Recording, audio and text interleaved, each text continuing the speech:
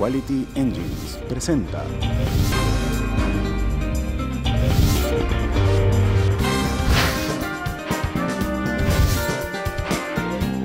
Análisis Venezolano con Unay Amenábar.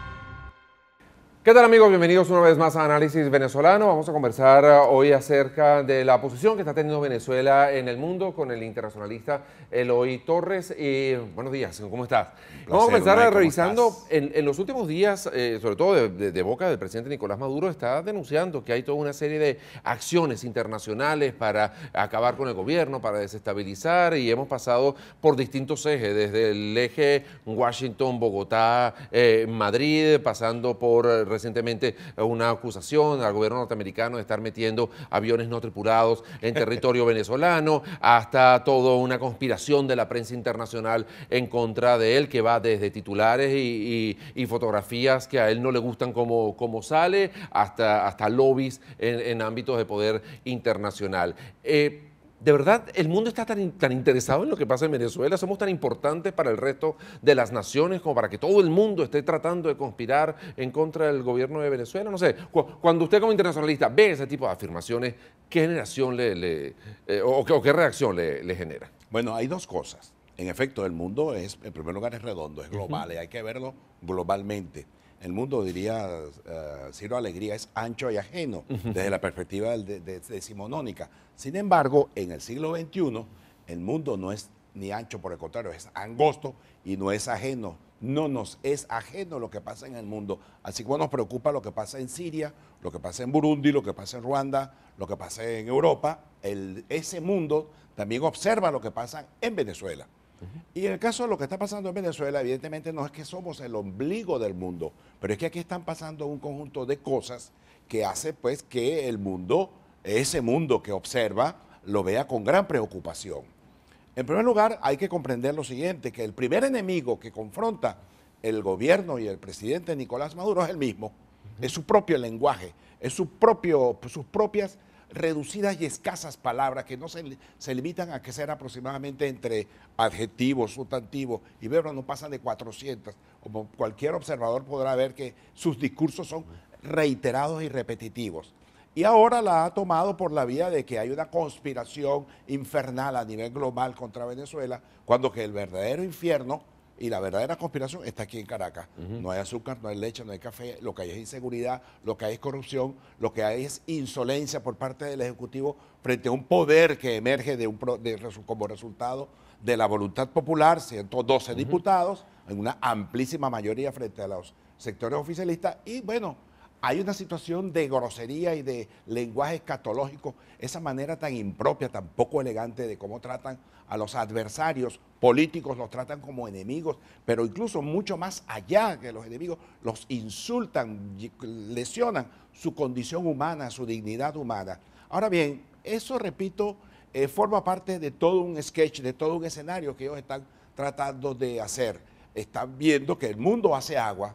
Se cayó el esquema kirchnerista en Argentina, fue derrotado Evo Morales, el caso de Brasil ahora con el impeachment que le han hecho a la presidenta Dilma Rousseff, para lo cual va a ser sometida a un proceso que contempla la justicia y la constitución brasileña, y entonces ellos no hayan que responder sino recurrir a ese mecanismo que dice huir hacia adelante mediante los insultos, los improperios, y colocar al país en un proceso de tensión, no permitiéndole a la oposición que manifieste democrática, pacífica y constitucionalmente, sino que por el contrario lo que hace es pretender acorralar a los sectores que adversan al gobierno, que están enfrentados a sus políticas mediante mecanismos poco propios, poco consustanciados pues con la venezolanidad. En Venezuela hemos tenido, por lo menos estuvimos hablando antes de comenzar el programa, de los 40 años de gobiernos civiles. Aquí hubo problemas, nadie los niega,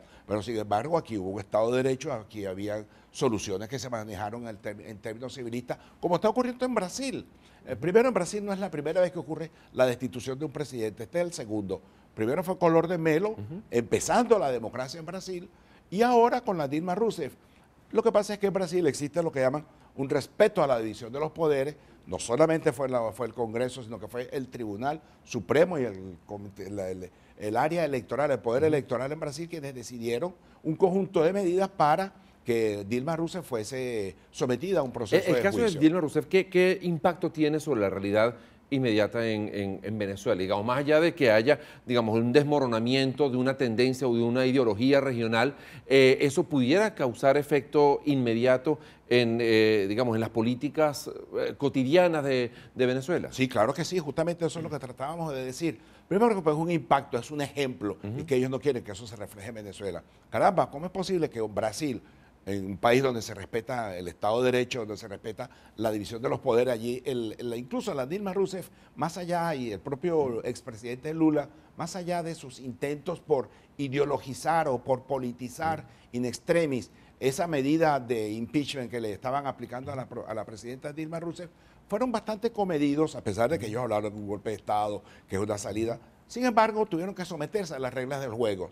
Aquí en Venezuela el presidente Pérez también fue enjuiciado por muchísimo menos. Sí. Y esos individuos que hoy critican por parte del oficialismo e impugnan lo que está ocurriendo en Brasil, aquí en Venezuela aplaudieron a rabiar cuando se hizo lo que hizo con el presidente Pérez, incluso cuando violando la propia Constitución de 1961. ¿Qué es lo que pasa con Brasil? ¿Qué efecto tiene para Venezuela? En primer lugar, que es un ejemplo que ellos no quieren que eso se repita.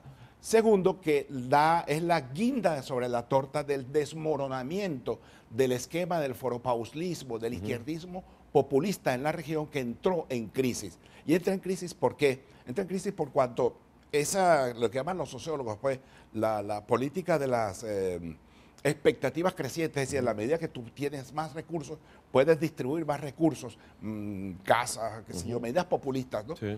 Pero resulta que desde el momento en que ese esquema se te agota, que ya no tienes tanto dinero para repartir, comienza el proceso de un decrecimiento de tus expectativas y surgen los problemas políticos. Aunado a ello, a los grandes niveles de corrupción que sacudieron y que sacuden a la sociedad brasileña, y nadie escapa de esos escándalos de corrupción, incluido Lula, con Odebrecht, con Petrobras, con una serie de cosas que están ocurriendo en ese país, y eso tiene un efecto multiplicador sobre la región.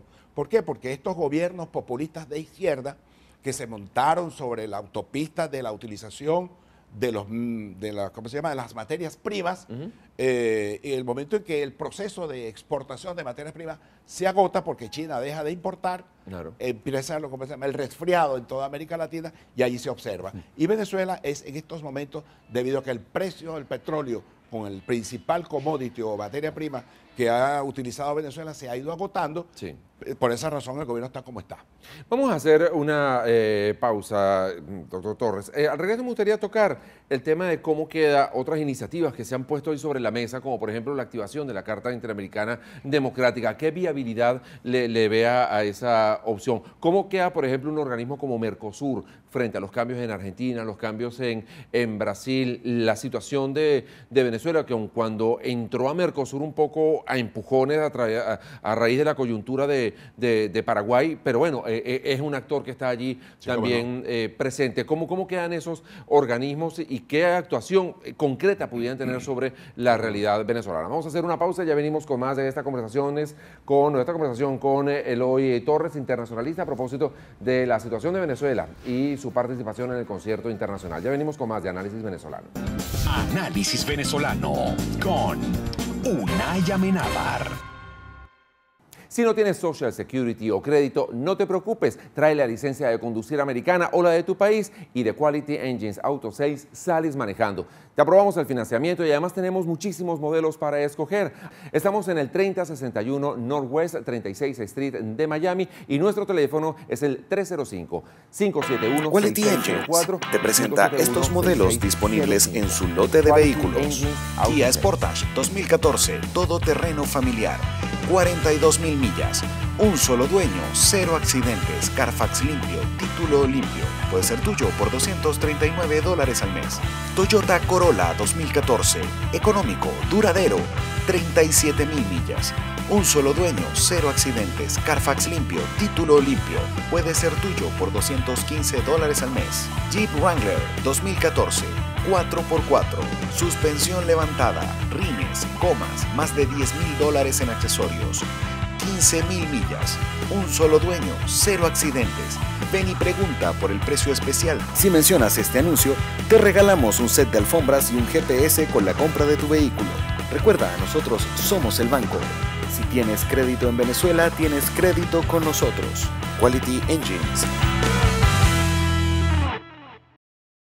Hola a todos, somos Las Chicas y queremos invitarlos este 24 de junio a Flamingo Theater Bar al lanzamiento de nuestro amigo Roberto para recordar nuestra época dorada del merengue. Samina mira, waka waka, Samina mira, Samina legua, anawa,